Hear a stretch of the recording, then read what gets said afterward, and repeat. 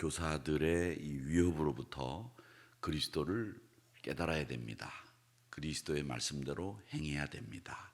그리스도의 말씀을 쫓아가십시오. 어저께 그 이야기를 바울 사도가 골로새 교인들에게 했다, 이렇게 말씀을 드렸는데, 이 이단들의 가르침에 대해서 정면으로 이제는 승부해야 됩니다. 그냥 피하기만 하면 안 되고, 또 우리가 수동적으로 그들을 피해서만 되는 게 아니라 그들과 싸워 이겨야 됩니다. 이렇게 이야기를 하면서 이 골로새 교회를 위협하고 있는 이단들의 가르침을 하나씩 이제 공격하고 있는 겁니다. 그 말씀이 오늘 이 내용인데, 이 공격하는 이 내용이 뭔지를 우리가 살펴보도록 하겠는데, 제일 먼저 16절에서부터 17절까지의 말씀은 먹고 마시는 거, 절기와 초하루나 안식일을 이유로 너희들을 공격하지 못하게 해라. 그리고 그거는 다 뭐냐 하면 장래일의 그림자일 뿐이지 진짜 몸이신 그리스도는 우리가 믿고 있는 예수님, 그분이시다, 이렇게 이야기를 하면서 그건 아무 소용없는 일이다, 이렇게 얘기를 합니다. 이렇게 이단들은 우리에게 공격을 할 때는 항상 뭘 가지고 공격하느냐 하면 율법의 조항을 지키느냐 안 지키느냐, 이걸 가지고 이야기를 합니다. 그래서 기성교회 다니는 신자들을 이렇게 유혹을 하고 넘어뜨릴 때에도 제일 먼저 기성교회가 지키고 있지 않는 율법에 대한 공박을 제일 먼저 합니다. 원래 유대교 또 하나님이 이야기하신 안식일은 토요일 아니냐, 주일날은 예배드리는 날 아니다. 이게 안식교인들이 이 기성교회를 공박하는 내용 중에 하나죠. 이렇게 율법을 가지고 이 교인들을 유혹하고 넘어뜨리게 하는 것들이 제일 먼저 있다, 이렇게 이야기를 하는 겁니다. 그러면서 뭐라고 얘기하느냐면 믿는 것만으로도 우리는 충분하다고 가르치는데, 믿는 것만으로는 충분하지 않다. 율법까지 지켜야 됐다, 이렇게 이야기를 하는 겁니다. 이게 바로 갈라디아 지역에 있는 교인들에게 퍼뜨린 이단들의 유혹과 똑같습니다.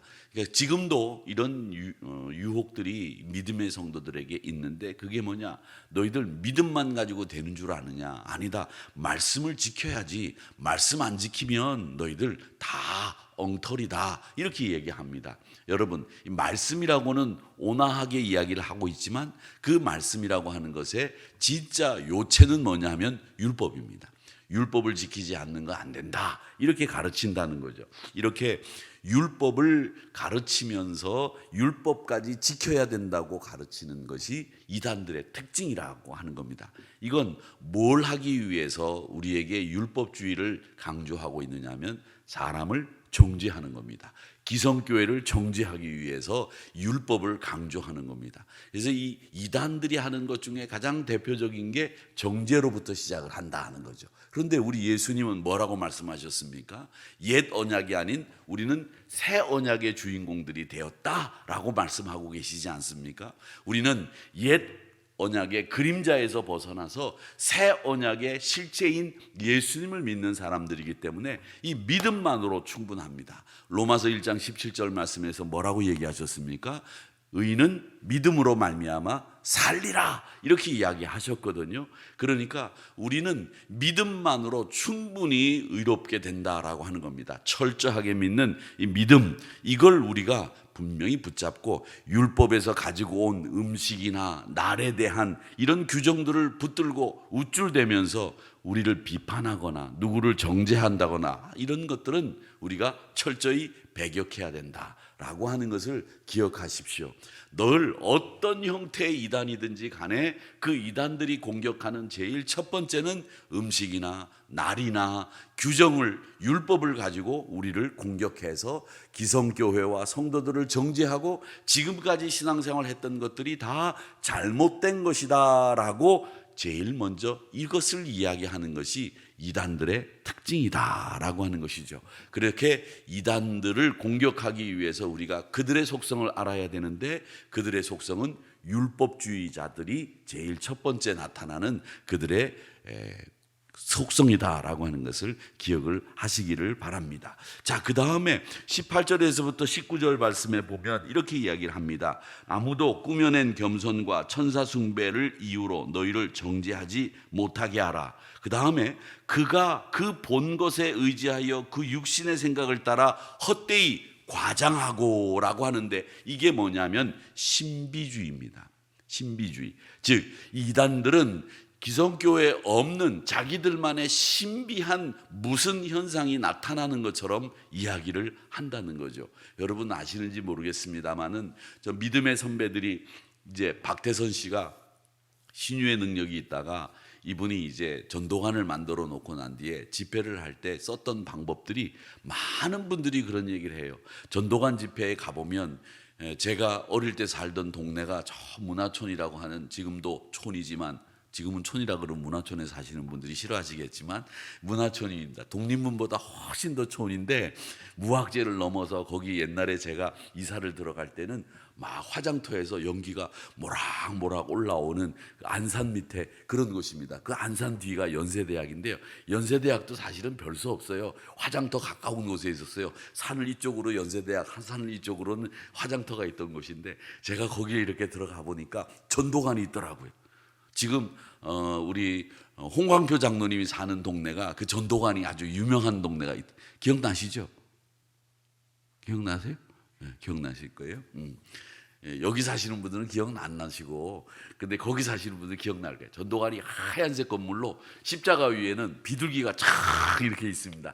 이제 근데 거기 갔다 오신 분들이 한결같이 하는 얘기가, 집회가 시작이 되면 막 기도에 몰입하고 있으면 어떤 현상을 일으키냐면, 카메라 후라시 있지 않습니까?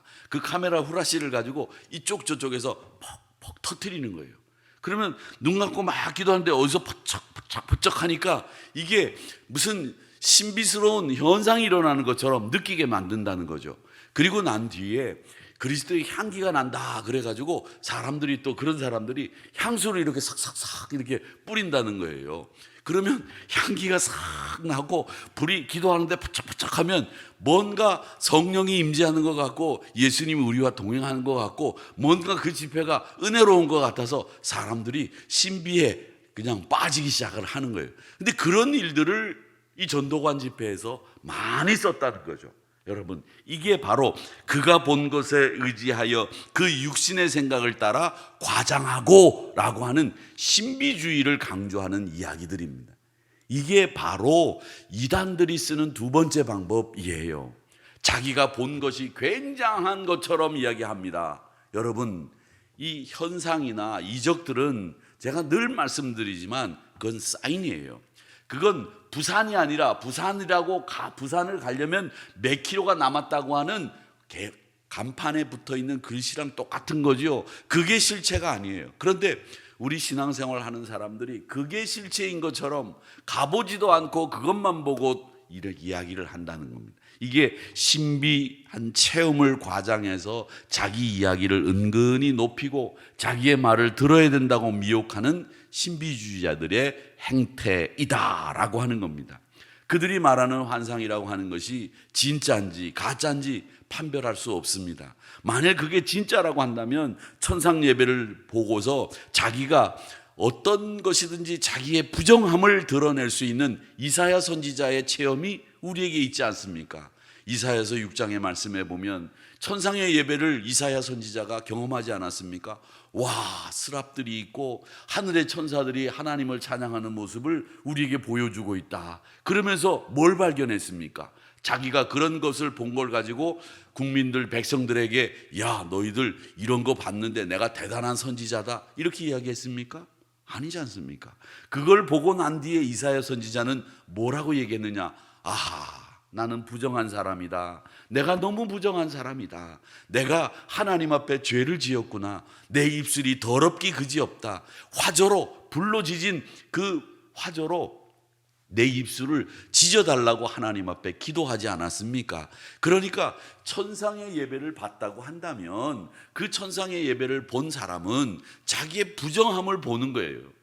그걸 가지고 과장을 하거나 그걸 가지고 다른 사람들을 위협하는 데 쓰는 것은 이단들이 쓰는 수법이다라는 것을 우리가 알 수 있습니다. 셋째 하늘까지 올라갔던 이 바울의 체험이 성경에 기록되어 있는데, 그 바울은 뭐라고 얘기했습니까? 나는 자랑하지 않겠노라. 나는 내 안에 있는 그리스도 예수만 자랑한다고 말했지, 자기가 3층천까지 올라갔다 온 그 경험을 가지고 자랑하고 다니고 사람들을 위협하고 자기가 지도자로서의 권위를 세우는데 그걸 이용했습니까? 아니지 않습니까? 그러니까 정말 하늘을 바라보고 신비한 경험을 한 사람들은 자기의 부정함을 이사야처럼 보게 되거나, 아니면 자기가 아니라 그리스도를 자랑하는 일에 바울처럼 힘을 썼다라고 하는 것을 여러분 기억하셔야 됩니다. 이렇게 신비한 경험을 통해서 자기가 경험한 것들을 과장하고 그 다음은 무엇로 이어지느냐면 물질을 강요하는 것으로 이어지는 게 이단들의 신비한 신비 경험을 이용하는 방법이다라고 하는 것을 여러분 기억을 해 두시기를 바랍니다. 자, 그 다음에 우리가 이단들의 어떤 공격들이 있는지를 보면 20절부터 시작을 해서 너희가 세상의 초등학문에서 그리스도와 함께 죽었거든 어찌하여 세상에 사는 것과 같이 규례에 순종하느냐, 이렇게 얘기를 합니다. 붙잡지도 말고 맛보지도 말고 만지지도 말라 하는 것이니 이건 한때 쓰이고는 없어지는데 왜 사람의 명령과 가르침을 따르느냐, 이러면서 23절 중요한 말씀입니다. 몸을 괴롭게 하는 데는 지혜 있는 모양이나 육체를 따르는 것을 금하는데 조금도 유익이 없다, 이 말씀을 합니다. 이 말은 뭐냐면 금욕주의를 이야기하는 겁니다. 육체를 따르는 것을 금하는 데는 조금도 유익함이 없다라는 겁니다. 금욕주의가 우리 신앙생활에 도움이 되지 않는다는 말입니다. 제가 어제도 그런 얘기를 했습니다마는 저희 선배 목사님이 중세 시대의 박해사를 연구하신 분이 계십니다. 박해사를 연구하셨는데 이 박해사를 연구하면서 어떤 것도 연구했느냐면 초대 교회 교인들의 금욕주의의 양태에 대해서 쭉 조사를 해서 논문을 발표한 게 있는데, 초대교회 교인들은 자기가 신령해지기 위해서 이 육체의 욕정을 억제하는 것이 필요하다고 가르쳤어요. 그래가지고 어떻게 했느냐면 하인리 수소라고 하는 교부는 자기가 이 육체의 욕정을 어떻게 다스릴 수 있을까 생각을 하다가 예쁜 여자가 죽으면 그 여자의 시체를 얻어다가 자기 방 안에다 둡니다. 그럼 썩은 냄새가 얼마나 많이 나겠어요. 그 썩은 냄새가 나는 이 예쁜 여자가 죽는 과정을 다 보면서 자기 육체의 욕정을 조종했다고 해요. 그리고 잠을 잘 때는 그냥 편안한 침대에서 안 자고 이 못을 박아놓은 침대 위에서 잤다고 합니다. 여러분, 못을 박아놓은 침대에 오늘 저녁에 가서 꼭 한번 주무셔 보시기 바랍니다.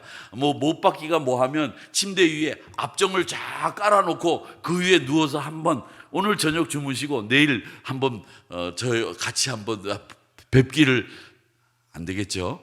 그렇게 하지 마십시오. 압정을 깔아놓고 주무시면 안 됩니다. 그런데 그렇게 못을 박아놓고 그 위에서 잠을 잤대요. 자기의 육신을 따르는 그 몸을 컨트롤하기 위해서, 금욕주의를 실현하기 위해서. 그런데 오늘 이 23절 말씀에서는 육체의 욕정을 금하는 것은 아무 유익이 없다는 겁니다.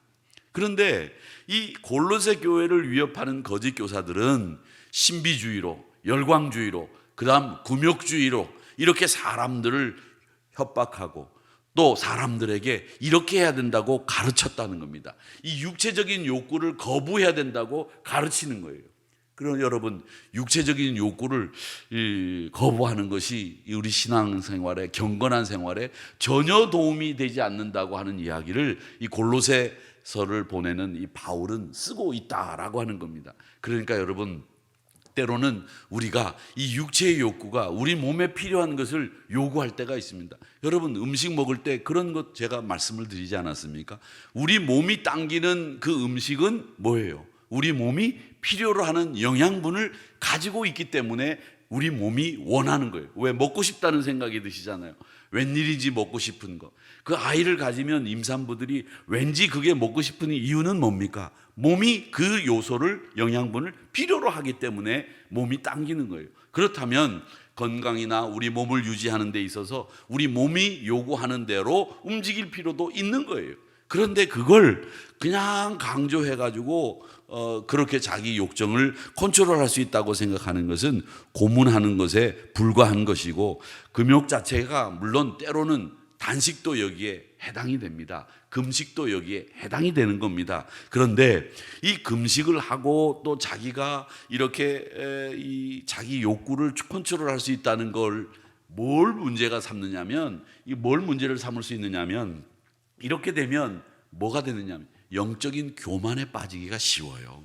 그래서 우리는 우월하다, 우리 종교는 우월하고 너희들보다 훨씬 낫다라고 하는 이 영적인 교만에 빠져 있는 사람들이 이렇게 금욕주의를 강조하는 경우들이 있다. 그런데 초대교회에서도 이렇게 신비주의, 열광주의, 율법주의, 그리고 금욕주의를 강조하면서 이 교회, 골로새 교회를 공격했다라고 하는 겁니다.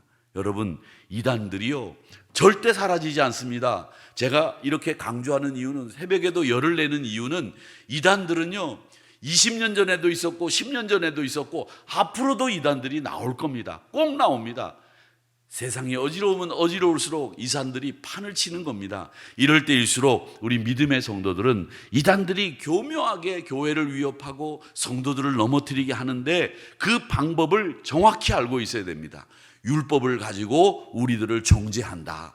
자기들의 신비한 경험을 가지고 사람들이 죄책감을 느낄 수 있도록 만들고 신비한 느낌을 과장해서 자기들이 아니면 안 되는 것처럼 그렇게 이야기한다. 그 다음 금욕주의를 통해서 자기들의 영적 교만을 드러낸다. 이런 것들은 이단들이 쓰는 공통적인 방법이다라는 거예요. 금욕주의, 율법주의, 그 다음에 열광주의, 신비주의, 요걸 이 이단들이 그렇게 쓰고 있다라고 하는 것을 여러분 기억을 하시고 이단들을 예리하게 보시기 바랍니다. 교회와 가정을 굳건히 지키셔야 됩니다.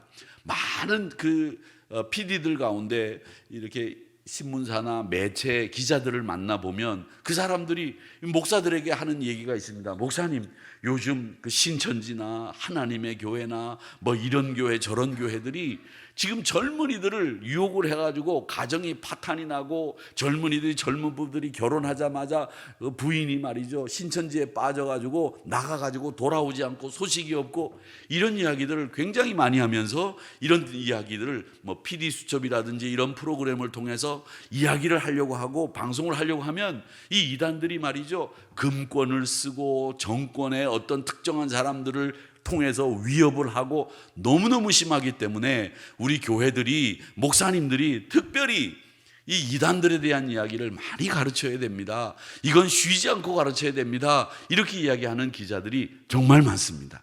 그렇기 때문에 우리 믿음의 사람들, 이 거짓 철학, 또 이런 유대교 예식과 전통으로부터 벗어난 신비주의에 빠졌던 많은 사람들이 지금도 횡행하면서 우리를 넘어뜨리려고 하는 거 기억하시고, 잘못된 잣대로 비판하면서 우리에게 다가오는 이단들의 요구 앞에서 조금도 틈을 주지 마시고 바른 신앙, 바른 신학, 바르고 건전한 믿음의 가치관에 굳건히 서서 흔들림 없으셔야 되겠다라고 하는 겁니다. 그러니까 여러분, 다른 것은 몰라도 이단에는 절대 넘어가지 마십시오. 아시겠지요? 우리 새벽제단에 나온 성도님들은 굳건히 신앙 안에서 제대로 서 있으리라고 보는데, 제가 이단만 나오면 막 열을 내는, 요즘 제가 열을 자주 냅니다만은 열을 내는 이 이유를 여러분 기억하시고, 이 세 가지 주의자들, 이 주의가 이단들의 공격 방법이라고 하는 속성을 잘 기억하시고, 언제나 세상의 원리가 아니라 우리 머리이신 그리스도 예수에게 꽉 붙잡힌 바 되고 그를 따르는 신실한 신앙인으로 우뚝 서시기를 주님의 이름으로 축복합니다.